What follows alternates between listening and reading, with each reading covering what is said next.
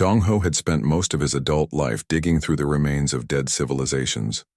As a xenoarchaeologist, he traveled from system to system studying the ruins left behind by species that had vanished long before humans ever looked up at the stars.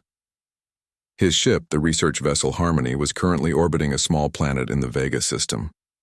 The planet had once been home to a species called the Kethmori, who had built beautiful crystal cities and left behind libraries filled with strange symbols that no one could read.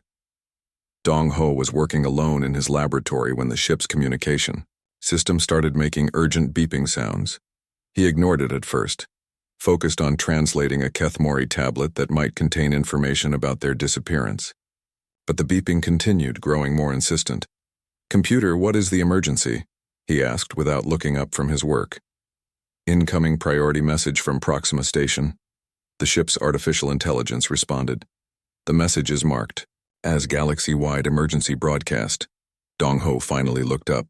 Galaxy-wide emergency broadcasts were rare. The last one had been issued 3 years ago when the Devourers destroyed the Tau Ceti colonies. "Play the message," he said. Jisu's voice filled his laboratory, tired and worried. She explained that Earth had gone completely silent and that the Galactic Defense Network was falling apart. She asked all human ships and stations to report their status and return to Allied space if possible. Dong-ho sat back in his chair, trying to understand what he had heard. Earth was silent. That seemed impossible. Earth never stopped talking. Human communication networks were so busy that other species often complained about the noise. He was thinking about contacting Proxima Station when something strange happened. Deep in the Kethmori ruins below, an automated beacon suddenly activated. The beacon was ancient, older than the crystal cities, older than any Kethmori artifact Dong-ho had ever found. His sensors showed that it was broadcasting on frequencies that most modern equipment could not even detect. "Computer, how long has that beacon been active?" Dong-ho asked. "The beacon activated 47 minutes ago," the computer replied. "Sensors indicate it has been dormant for approximately 2.3 million years. Dong-ho felt excitement and fear at the same time. Archaeological finds that activated on their own were usually either very important or very dangerous. Sometimes both. He spent the next 6 hours using every piece of equipment on his ship to analyze the beacon signals. The patterns were incredibly complex, but gradually he began to understand what he was looking at. The beacon was not just broadcasting randomly. It was trying to communicate, sending out a message in mathematical sequences that any intelligent species could eventually decode. The message was a warning. According to the beacon, the Kethmori had not simply disappeared. They had been consumed by something the beacon called the Endless Hunger, machines that traveled between stars, eating entire civilizations and using their energy to build more machines. The description matched the Devourers perfectly, but the most important part of the message was not about the Devourers themselves. It was about when the beacon was programmed to activate. The Kethmori had designed it to wake up only when galactic civilization was approaching total extinction. The beacon's activation meant that the current galactic community was in more danger than anyone realized. Meanwhile, on the other side of the galaxy, Subin was having her own strange experience. Subin was a deep space explorer, one of the last humans still traveling in the empty regions between star systems.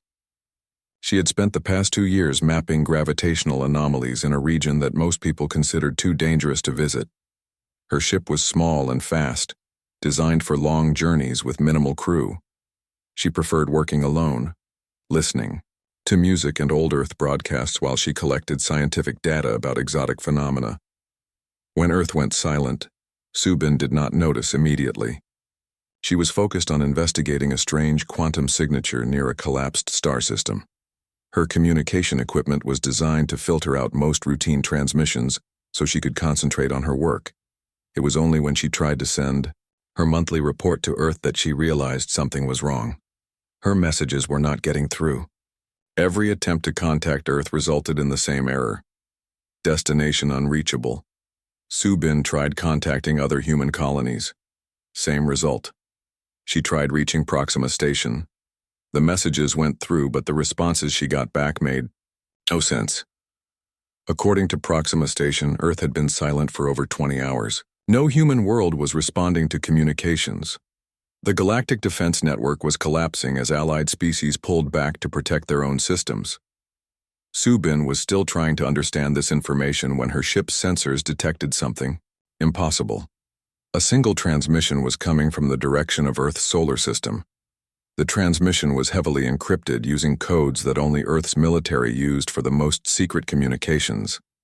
Subin's ship was not supposed to be able to decode such messages, but she had friends in Earth's Space Navy who had given her some unofficial access keys years ago. It took her 3 hours to break the encryption. When she finally decoded the message, it contained only 9 words. The quiet is intentional, trust the silence, preparation continues. Subin read the message 5 times, trying to understand what it meant. Intentional? Earth had chosen to go silent? But why? She tried to send a reply, but her ship could not locate the source of the transmission. It was as if the message had come from everywhere and nowhere at the same time. The message changed everything. If Earth's silence was intentional, then humanity had not been destroyed or captured. They were doing something that required complete communication blackout. But what could be so important that it required cutting off contact with the entire galaxy? Far away from both Dong-Ho and Subin, Hyunwoo was asking himself similar questions. Hyunwoo was not human. He belonged to a species called the Veltar, tall beings with 4 arms and large black eyes, who were known throughout the galaxy as master linguists and cultural analysts.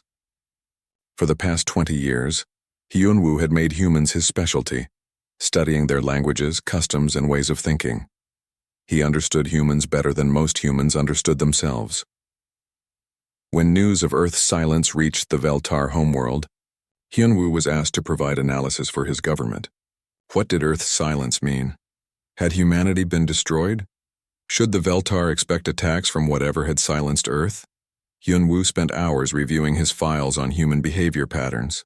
He studied historical records of human military, operations, diplomatic strategies, and cultural responses to crisis situations. What he found made him believe that everyone else was wrong about what had happened to Earth. Humans do not go silent when they are defeated, he explained to the Veltar High Council. When humans are losing, they become louder. They send distress calls, they ask for help, they fight until the very end, and they make sure everyone knows they are fighting. The council members listened with interest. Hyunwoo had been right about human behavior many times before. But humans do go silent before major military operations, he continued. In their history, the most successful human military campaigns began with periods of complete communication blackout. They call it radio silence, a time when all non-essential transmissions stop so the enemy cannot detect their preparations. Of the council members, an elderly Veltar named Kesitar leaned forward. You believe humanity is preparing for war? I believe humanity is preparing for something that requires absolute secrecy, Hyunwoo replied. Something so important that they are willing to let their allies think they have been destroyed, rather than risk the enemy learning about their plans. Hyunwoo's analysis spread quickly through the galactic communication networks. Within hours, his theory was being discussed on every major world. Some species dismissed it as wishful thinking. Others began to reconsider their decisions to withdraw from the defense networks. But the question remained. If humanity was preparing for some kind of major operation, what could it be? And why did it require the complete silence of their entire civilization? The answer to that question was hidden in the depths of Earth's solar system, where 8 billion humans were working together on something that had never been attempted in the history of the galaxy, something that would either save everyone or destroy everything. As the second day of silence began, 3 people in 3 different parts of the galaxy had pieces of the puzzle: an ancient warning about extinction, a mysterious message about intentional quiet, and a cultural analysis that suggested humanity was planning something unprecedented. None of them knew that their discoveries were connected, or that together they held the key to understanding humanity's final gambit against the Devourers. Taemin stared at his screen in confusion. The numbers made no sense. For 300 years, Earth had been the loudest voice in the galaxy. Human broadcasts filled every frequency. Their quantum signals bounced between star systems like excited children playing catch. Their subspace chatter never stopped, not even for a second. Now there was nothing. He tapped his screen several times, thinking the equipment had broken. The other monitoring stations around Proxima Station showed the same thing. Earth's solar system had gone completely silent. No radio waves, no quantum transmissions, no emergency beacons. Even the automated weather satellites that had been sending signals for centuries had stopped. "Commander Wu Jin," Taemin called across the busy communications center. "I think we have a problem." Wu Jin was a tall man with tired eyes who had been working at Proxima Station for 15 years. He had seen equipment failures before. Solar storms could knock out communications for hours. Sometimes space pirates tried to jam signals, but this felt different. "What kind of problem?" Wu Jin asked as he walked over to Taemin's station. "Earth has gone quiet. Completely quiet. No signals at all."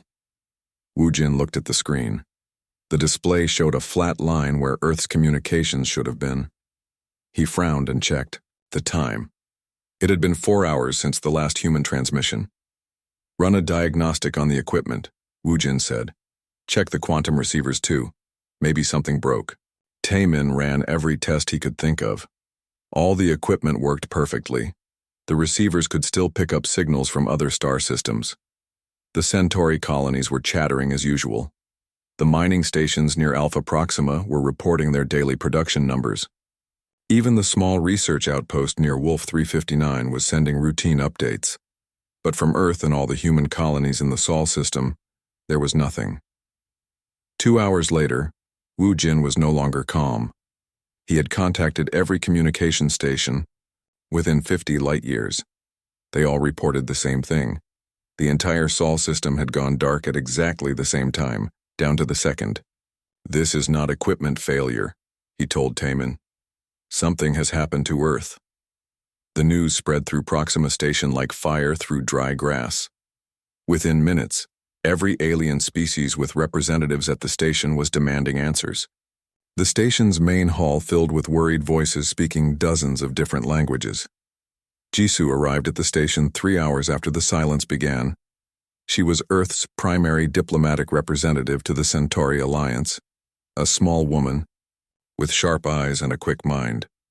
She had been in a meeting with the Rigel Trade Council when her communication device started flashing with emergency signals. "What do we know?" she asked Wu Jin as soon as she reached the communication center. "Nothing good," he replied. "Earth went quiet exactly 6 hours and 23 minutes ago. Every human world in the Sol system stopped transmitting at the same moment. We have tried every communication method we know. Nothing gets through." Jisoo felt cold fear growing in her stomach. Earth was not just humanity's homeworld. For the past 50 years, it had been the coordination center for the galaxy's defense against the Devourers. The Devourers were ancient machines, older than any known civilization. They moved through space, consuming entire star systems, turning planets into fuel for their endless journey. Most species that encountered them simply ran away to find new homes farther from the danger. But humans were different. They had studied the Devourers, learned their patterns, and figured out ways to fight them. Earth's military strategists coordinated defense fleets from dozens of different species.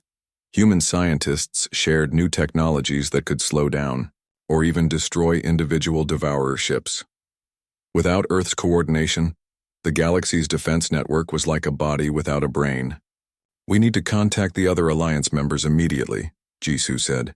"They need to know what has happened." Over the next 4 hours, Jisoo sent emergency messages to every major civilization in the galaxy. The responses she received made her fear grow worse. The Centauri defense fleet was already pulling back toward their home systems. Their admiral explained that without Earth's strategic planning, they could not risk their ships in coordinated attacks against the Devourers. The Rigel Mining Consortium had stopped all operations in sectors near Devourer activity. They were moving their equipment and workers to safer areas. The Andromedan Science Council sent a formal message stating that they would focus on protecting their own research stations rather than sharing resources with the Galactic Defense Network. One by one, every major alliance member was making the same decision. Without Earth to coordinate their efforts, they would protect themselves and hope for the best. This is exactly what the Devourers want, Jisoo told Woo Jin as they watched another Alliance fleet turn away from the front lines. They want us scattered and afraid. They want us to fight alone instead of together. Taemin looked up from his monitoring station with new worry on his face. There is something else, he said quietly. I have been tracking Devourer movements for the past few hours. 3 more star systems have gone dark. Jisoo felt her heart skip. 3 systems? Which ones? Kepler 442, Gliese 667c, and Ross 128. All of them had early warning stations. All of them stopped transmitting within the last 6 hours. Woo Jin stared at the star map on the main display. The 3 new dark zones formed a clear pattern, moving closer to inhabited space. They are accelerating their advance, he said. While we were focused on Earth's silence, the Devourers moved faster than ever before. The communication center fell quiet except for the soft humming of equipment. Everyone understood what this meant. Without Earth's coordination, the galaxy's defenses were crumbling just as the enemy was speeding up their attack. Jisoo thought about her family on Earth. Her parents lived in Seoul, in the same apartment where she had grown up. Her brother worked as a teacher in Busan. Her sister had just had a baby, Jisoo's first niece born only 2 months ago. Were they still alive? Had the Devourers somehow reached Earth without anyone detecting them? Or had something else happened? Something that forced Earth to cut off all communication? Keep monitoring all frequencies, she told Taemin. If Earth sends even a single signal, I want to know immediately. What should I tell the Alliance members? Woo Jin asked. Jisoo looked at the star map again. The Devourer advance markers were moving steadily toward the core systems where billions of people lived. Without Earth's strategic guidance, those people had very little chance of survival. Tell them to prepare for the worst, she said. Tell them that humanity might be gone and we are on our own. But even as she said the words, Jisoo felt something deep in her mind that disagreed. Humans did not give up easily. They did not go quietly into the dark. If Earth had fallen, there would have been distress signals, emergency broadcasts, desperate calls for help. The complete silence felt intentional, like Earth was holding its breath for some reason. The question was why, as the hours passed and no new signals came from human space. That question became the most important mystery in the galaxy. Everyone wanted to know what had happened to Earth, but no one was brave enough to go and find out. Outside Proxima Station, the stars continued their ancient dance, but the galaxy felt smaller and more dangerous without humanity's loud, confident voice filling the darkness with hope. Minho watched in horror as the Talaxian homeworld died. He commanded a mixed fleet of evacuation ships positioned at the edge of the Talax system, waiting to rescue as many civilians as possible before the Devourers arrived. The plan had been to hold the enemy off long enough to evacuate the major cities, then retreat to defensive positions near the system's outer planets. The plan failed within the first hour. The Devourers did not attack like any enemy Minho had ever seen. They did not send advanced scouts or probe for weaknesses. They did not try to disable defenses or capture strategic positions. They simply consumed everything in their path. The first wave of Devourer ships entered the system, like a dark cloud blotting out the stars. Each ship was the size of a small moon covered in mechanical appendages that reached out toward nearby objects.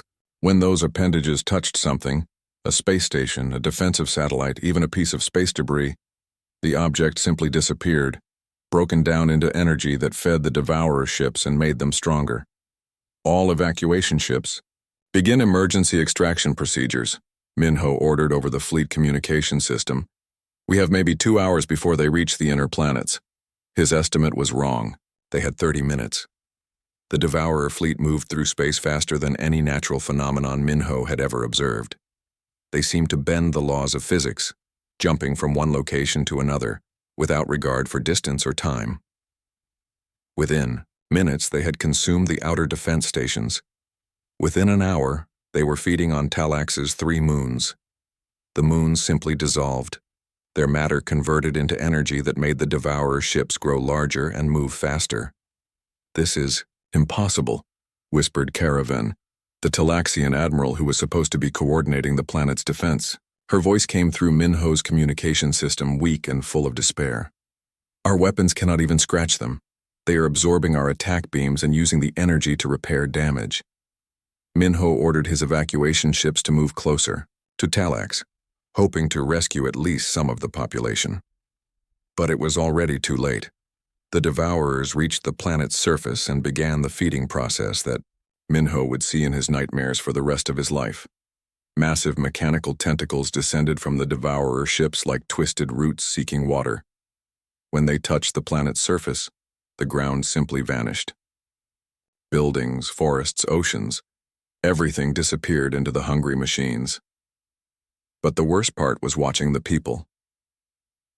The Talaxians were a peaceful species, tall and graceful with pale blue skin and large eyes that reflected their emotions. Minho could see crowds of them gathering in the cities, looking up at the sky as the Devourers approached. They did not run or hide. They held each other and waited. When the mechanical tentacles reached the cities, the people disappeared as quickly as everything else. One moment they were there, the next they were gone, converted into energy to fuel the endless hunger of the ancient machines. "Pull back," Minho ordered, his voice barely steady. "All ships, retreat to jump distance. There is nothing we can do here." The evacuation fleet retreated to the edge of the system and watched as Talax continued to die. The process took exactly 4 hours and 17 minutes. When it was finished, there was nothing left where the planet had been except empty space and a small cloud of dust. The Devourer fleet paused for a moment as if resting after their meal. Then they oriented themselves toward the next inhabited system and began to move. Across the galaxy, similar scenes were playing out as the Devourers accelerated their advance. Without Earth's strategic coordination, the defense networks that had protected civilized space for 50 years were crumbling. On the research station Kepler 7, Yejin was working frantically to understand the enemy that had just destroyed an entire world. Yejin was a human engineer who specialized in reverse engineering alien technology. She had been embedded with the Andromedan Defense Corps for 3 years, studying captured Devourer fragments and trying to find weaknesses in their construction. The work was dangerous and often frustrating. The Devourers built their machines, using principles that seemed to violate basic physics. Their hull materials were stronger than anything known to galactic science. Their energy systems produced more power than they consumed. Their artificial intelligence networks operated on quantum frequencies that no other species could understand or duplicate. But Yejin had made some progress. She had learned that Devourer machines were not just mechanical devices. They were something much stranger and more complex. Each Devourer ship contains thousands of quantum processing cores, she explained to her research team as they examined their latest find, a piece of hull material recovered from a damaged Devourer scout. These cores are not just computers. They are consciousness matrices, artificial minds that can think and learn and communicate with each other across vast distances. The implications were terrifying. The Devourers were not just machines following programming. They were a vast collective intelligence, sharing information and coordinating their actions across the entire galaxy. That is why our defense strategies have been failing, Yejin continued. We have been fighting them like they are ships with crews, but they are more like organs in a single massive organism. When we destroy one ship, the others immediately learn from its destruction and adapt their defenses. Her research had identified one potential weakness. The quantum consciousness matrices that controlled each Devourer ship operated on a very specific frequency. If that frequency could be disrupted, the ship would become just an empty shell of metal. The problem was generating enough disruption to affect multiple ships at once. The quantum resonance equipment required to jam even a single Devourer consciousness would consume the entire power output of a star. Yejin was still working on this problem when news of Earth's silence reached her station. At first she was too busy to pay much attention, but as reports came in about the collapsing defense networks and the accelerating Devourer advance, She began to understand how desperate the situation had become. Without Earth's coordination, there would be no more organized resistance to the Devourers. The ancient machines would consume system after system until nothing remained but empty space and cosmic dust, unless someone could find a way to disrupt their quantum consciousness on a galactic scale. Far from the battle zones, on a hidden observation post near the edge of human space, Jae-sung was detecting something that made no sense. Jae-sung was a gravitational wave researcher, one of the few humans who understood how massive objects distorted the fabric of space-time itself. His job was to monitor the gravitational signatures of large space vessels, looking for signs of devourer fleets moving toward inhabited systems. But for the past day, his instruments had been detecting something completely different. Every human colony, every space station, every ship in human space was generating unusual gravitational waves. The patterns suggested that massive amounts of energy were being moved and concentrated, but Jae-sung could not determine where the energy was going. "It looks like they are building something," he reported to his supervisor, a worried-looking man named Dr. Kwon-il. "Every human installation is drawing power and resources toward the inner systems. The energy flows are all pointing toward Earth." Kwon-il studied the data with growing amazement. "This is impossible. The amount of energy they are moving would require the entire economic output of human civilization. What could need that much power?" Jae-sung had been wondering the same thing. The energy patterns suggested that humanity was constructing something in the Sol system that would require more power than anything ever built in the history of the galaxy. But what could such a device be intended to do? The answer came to him, gradually as he studied the quantum signatures mixed in with the gravitational waves. The energy was not just being concentrated, it was being tuned to a very specific frequency, the same frequency that Ye-jin had identified as the operational wavelength of Devourer consciousness matrices. "They are building a quantum resonance weapon," Jae-sung whispered to himself as the truth became clear. Humanity is turning their entire civilization into a weapon designed to disrupt Devourer consciousness across the entire galaxy. But such a weapon would require a sacrifice beyond anything ever attempted, to generate enough quantum resonance to affect every Devourer ship in the galaxy. The weapon would need to consume not just energy and materials, but consciousness itself. Human consciousness. As Jae-sung stared at his instruments, he realized why Earth had gone silent. Humanity was not hiding from the Devourers or preparing a conventional military response. They were preparing to sacrifice their entire species to save everyone else.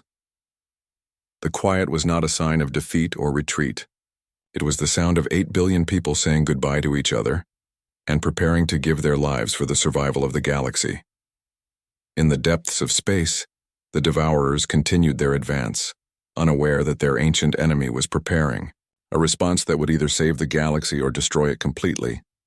The only question was whether humanity would finish their preparations before the Devourers consumed everything worth saving. Kyung-soo had not slept in 3 days. As the captain of the cargo ship Morning Star, he was supposed to be delivering medical supplies to the colonies near Wolf 359. But when Earth went silent, everything changed. His ship was the last human vessel operating outside the Sol system. Every other human ship had been recalled, their crews ordered to return home immediately for reasons that no one would explain. Kyung-soo had ignored the recall order. He was stubborn, and he wanted answers. For 2 days he had positioned his ship at the edge of the Sol system, using long-range sensors to try to understand what was happening to his home. What he saw made no sense. Every planet, every space station, every asteroid mining facility in the system was drawing massive amounts of energy from the sun. Streams of solar plasma were being redirected through enormous collection arrays that humanity had built in secret. The energy was being focused toward Earth itself, creating a buildup of power that should have destroyed the planet. But Earth was not being destroyed. Instead, it was changing. The planet's electromagnetic field had become incredibly complex, pulsing with patterns that Kyung-soo's instruments could barely detect. The space around Earth was filled with quantum energy signatures that looked like nothing he had ever seen before. It looked like humanity had turned their homeworld into some kind of weapon. On the third day, when the Devourers destroyed another inhabited system and millions more people died, Kyung-soo made a decision that would change everything. He broke the communication blackout. "This is Captain Kyung-soo of the cargo vessel Morning Star," he broadcast, "on every frequency that could reach the inhabited galaxy. I am speaking to all species, all worlds, all beings who can hear this message. I am the last human voice outside the Sol system, and I have information that everyone needs to hear." The response was immediate. Within minutes, his communication system was flooded with incoming calls from every major civilization. Everyone wanted to know what had happened to humanity. Kyung-soo took a deep breath and began to explain what he had observed. "Earth has not fallen to the Devourers," he said. "Humanity chose to go silent. For the past 3 days, every human world, every human ship, every human life has been focused on a single project. We have turned our entire solar system into a weapon." He transmitted the sensor data he had collected, showing the massive energy, flows, and quantum signatures surrounding Earth. "This weapon is designed to generate a quantum resonance pulse that will travel across the entire galaxy at faster than light speeds. According to our research, this pulse will disrupt the consciousness matrices that control every Devourer ship. It will stop them permanently." The reaction from the listening species was immediate and desperate. They demanded to know when the weapon would be activated, whether it would work, and what they needed to do to prepare. Kyung-soo's answer silenced the galaxy.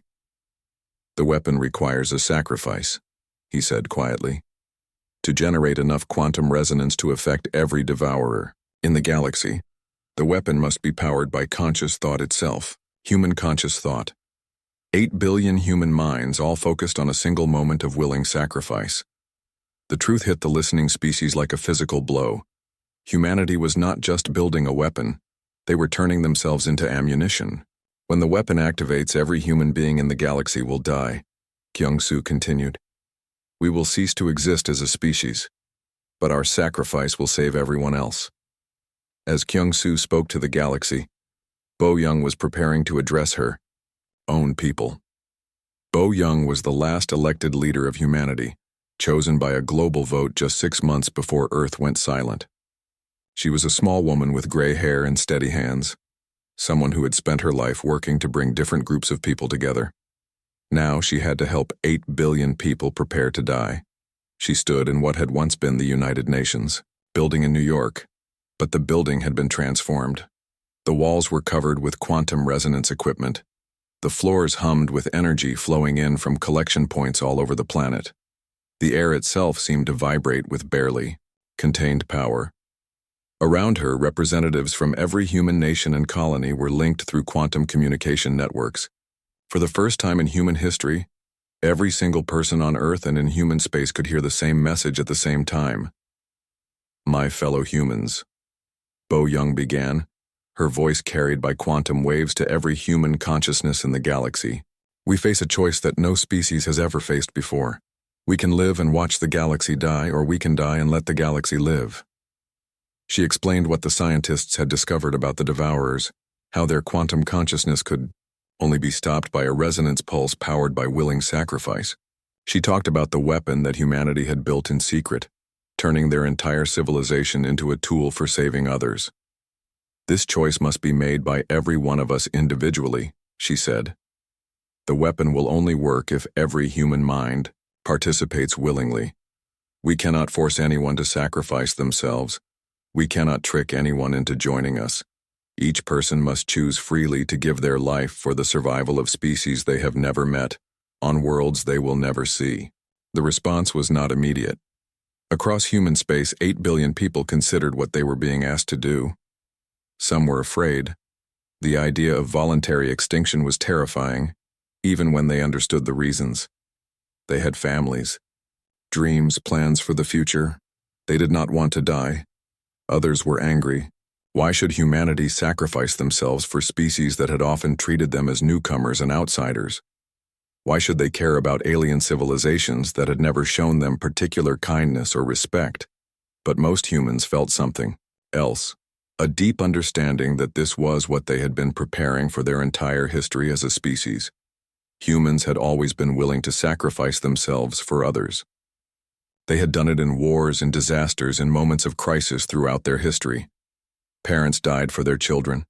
Soldiers died for their countries. Ordinary people died to save strangers. This was just the biggest version of something humanity had always done. The decision process took 12 hours. When it was finished, the result was nearly unanimous. 7,900,000,000 humans agreed to participate in the weapon. Sang Min was one of the scientists who had designed the weapon, and he was chosen to explain to the galaxy how it would work. Sang Min was a quantum physicist who had spent 20 years studying the nature of consciousness itself. He understood better than anyone what humanity was preparing to do. Consciousness is not just electrical activity in the brain, he explained in a broadcast that reached every inhabited world. It is a quantum phenomenon, a pattern of information that exists at the most fundamental level of reality.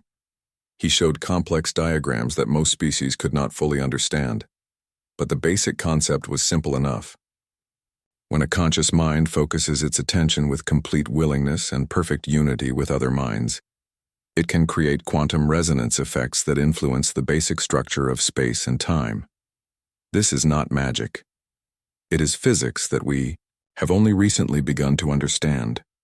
The weapon humanity had built was designed to amplify this effect. 8 billion human minds, all focused on the same moment, all willing to sacrifice themselves for the same cause, would create a quantum resonance pulse powerful enough to reach every devourer in the galaxy. The pulse will travel at faster than light, speeds through quantum dimensions that exist parallel to normal space, Sang Min continued. When it reaches a devourer ship, it will disrupt the quantum consciousness matrices that control the vessel. The ship will become inert matter, no longer capable of movement or consumption. The science was complex, but the result would be simple. Every devourer ship in the galaxy would simply stop functioning. There is one important detail, Sang Min added at the end of his explanation. The weapon will work exactly once. The quantum resonance required to power it will consume the consciousness that creates it. After the pulse is generated, there will be no human minds left to generate another pulse. This was humanity's final gambit. One chance to save the galaxy, paid for with the extinction of their entire species. As Sang Min finished his explanation, the other species of the galaxy began to understand the full magnitude of what humanity was offering. They were not just volunteering to die. They were volunteering to be forgotten, to disappear completely from the universe, leaving behind only empty worlds and the echo of their final gift. In the depths of space, the devourers continued their advance, unaware that their ancient enemy was preparing to make the greatest sacrifice in the history of conscious life. The quiet that had worried the galaxy for 3 days was not the silence of the dead. It was the sound of an entire species saying goodbye. Yujin floated in her observation pod at the very edge of the galaxy, farther from home than any human had ever traveled. She was a deep space monitor, part of humanity's early warning system for threats from the vast emptiness between galaxies. Cortino. Earth went silent. She had been alone for 8 months, drifting through the cosmic dark with only her instruments and her thoughts for company. The news of humanity's plan had reached her through quantum communication networks that stretched across impossible distances. Now she watched through her most powerful telescopes as the Sol system began to pulse with impossible energies. "Computer, record final log entry," she said to her ship's artificial intelligence. "This is Monitor Yujin, Station 847, at galactic coordinates. Well, it does not matter anymore. If anyone finds this record, they should know what happened here." Through her telescope, she could see Earth as a tiny point of light surrounded by streams of energy that made the planet look like a star being born. The quantum resonance patterns were visible even at her distance, creating ripples in space-time itself. "Humanity chose extinction today," she continued. "Not because we were defeated, not because we gave up hope, but because we found something more important than survival. We found a way to save everyone else." Yujin had volunteered to be humanity's final witness, Her pod was equipped with quantum communication systems that would let her observe the weapon's activation and record its effects for the other species of the galaxy. She would die with the rest of humanity when the resonance pulse was generated, but her records would survive, drifting through space until someone found them. Closer to Earth, in the colonies that orbited Jupiter, Yun-Young was saying goodbye to her daughter. Yun-Young had been born on Io, one of Jupiter's moons, where her parents had worked in the sulfur mines that provided raw materials for Earth's industries. She had lived her entire life in the low gravity and artificial atmosphere of the mining colony, watching Earth rise over the horizon like a blue jewel in the endless night. Her daughter, little Hana, was only 5 years old, too young to understand what was happening, but old enough to know that something important was about to occur. "Mama, why is everyone so quiet today?" Hana asked as they sat together in their small apartment, looking out at Earth through the colony's viewing windows. "Because we are all thinking the same thoughts," Yun-Young explained gently. "All the people on all the worlds, we are all thinking about the same thing at the same time. It is like a very important prayer." Hana was quiet for a moment, trying to understand. "What are we praying for?" "We are praying for all the other people in the galaxy to be safe and happy," Yun-Young said. "We are asking the universe to protect them from the bad machines that want to hurt them." Around them, the Jupiter colonies had become eerily peaceful. 8 million humans lived in the orbital habitats and surface bases, all of them preparing for the same moment. There was no panic, no chaos, no desperate attempts to escape. Everyone understood what they were doing and why. The quantum communication networks had been broadcasting for hours, synchronizing human consciousness across the solar system. When the moment came, every human mind would focus on the same thought, at exactly the same time. In the asteroid belt, automated mining stations continued their work, operated by humans who had volunteered to maintain the resonance equipment until the very last second. On Mars, the terraforming projects ran smoothly as their operators prepared to give their lives to save worlds they had never seen. On Earth itself, 8 billion people stood or sat or lay in quiet contemplation, their minds linked through quantum networks that turned individual consciousness into a single unified thought. The thought was simple: let others live. Insu was not human, but he understood humans better than most of his own species ever would. Insu belonged to the Korthani, a species of tall, thin beings with crystalline skin that reflected their emotions in shifting patterns of light. For 40 years, he had served as a cultural observer, studying human behavior and trying to understand what made them so different from other species in the galaxy. He had lived among humans, learned their languages, shared their food and their stories. He had watched them love and fight and dream and create. He had seen them at their best and worst, in moments of triumph and disaster. Now he floated in his observation ship just outside the Sol system, recording humanity's final act. "The humans are unique among all known species," he spoke into his recording device, his crystalline skin glowing with colors that represented deep sadness and profound respect. "Other species seek to preserve themselves above all else. Other species fight to survive, to protect their own kind, to ensure their continuation." Through his ship's sensors, he could detect the quantum resonance building throughout human space. Every human consciousness was synchronizing, creating a harmony of thought that had never existed before in the history of the galaxy.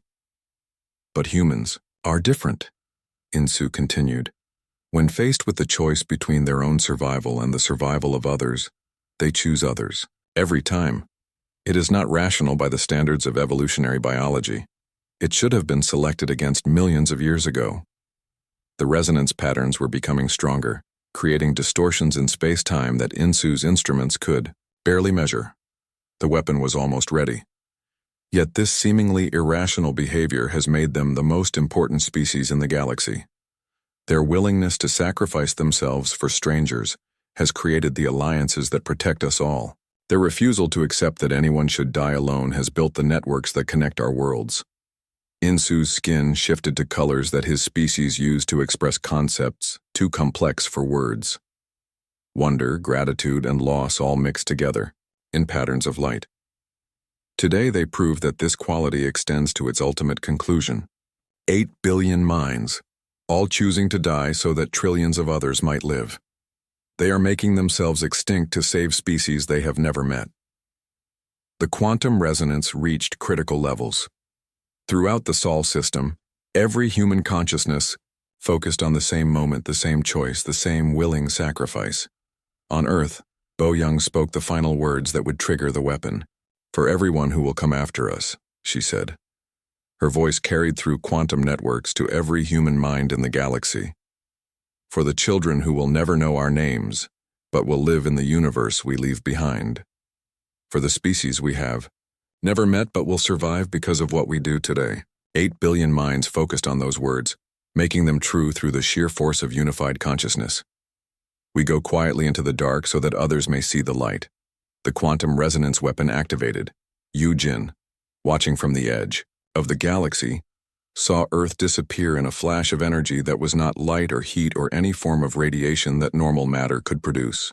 It was pure consciousness, transformed into quantum resonance and projected across the universe at speeds that made light seem slow. The pulse spread outward like ripples in a pond, but the pond was space-time itself. As it traveled, it carried with it the last thought of every human who had ever lived. Let others survive. In the depths of space, the first Devourer fleet encountered the pulse 3 minutes after it was generated. The ancient machines had been consuming a small research station in the Kepler system, their mechanical appendages breaking down matter and converting it into energy. They detected the approaching quantum disturbance but did not understand what it was. When the pulse reached them, their consciousness matrices simply stopped functioning. One moment they were vast artificial minds coordinating the consumption of entire worlds. The next moment they were empty shells of metal, drifting powerlessly through space. The pulse continued outward, reaching Devourer fleets throughout the galaxy. Each encounter was the same. The quantum resonance disrupted the consciousness that controlled the ancient machines, leaving them as inert as asteroids. Within 6 hours, every Devourer ship in the galaxy had fallen silent. The threat that had terrified civilizations for millions of years was over, but the cost was absolute. HFY was the last human consciousness to fade. She had been a quantum engineer working on Earth's resonance arrays, and somehow her mind had become entangled with the weapon's quantum matrix during the activation process. For a few seconds after the pulse was generated, she existed as pure quantum information. Her consciousness spread across the cosmos like an echo of humanity's final gift. In those brief moments, she could sense the effects of the weapon as it reached across the galaxy. She felt each Devourer fleet fall silent. She experienced the moment when billions of threatened beings realized they were safe. She also felt the profound quiet that now filled human space. Earth was empty. The colonies were silent. The exploration ships drifted through space with no one aboard to guide them. Humanity was gone, but their gift would echo through the galaxy for millions of years. With her last moment of consciousness, HFY sent a final message to the species that would survive because of humanity's sacrifice. "The quiet was our choice," she whispered into the quantum void. "Make noise for us now. Live loudly." Then she was gone, and the galaxy was truly quiet, for the first time in eons.